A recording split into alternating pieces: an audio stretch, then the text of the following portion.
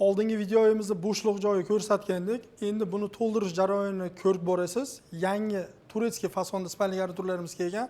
Ko'rib o'ziga xos dizayn, o'zgacha uslub, podsvetkalari to'kkulanmagan hali, podsvetkalari yonadi. Hamma eshiklari davodchikli tortib oladi. Divanning bosh qismiga ham alohida e'tibor bering. O'rningizdan turmagan holatda bemalol telefonni zaryadkaga qo'yib olasiz. Bosh qismlari полный моющий material. Eng zo'r qismi nima bilasizmi? Shkaf ichki qismlari seflik, kodni o'zingiz qo'yib olasiz, xohlaganingizcha.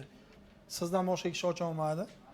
Plus mana uzun ko'ylak ayollar uchun bosh kiyimga alohida qism. Erkaklar uchun 2 qavatli veshilka. Plus отдельно bu tarafda polka ishi. Demoqchiman, hamma kiyim-kechakka joy bor. O'tirib bemalol oyoq kiyim kiyish uchun bu yerda yana alohida polka bor. Boshqa spalniy garniturlarda bo'lmagan bunisi.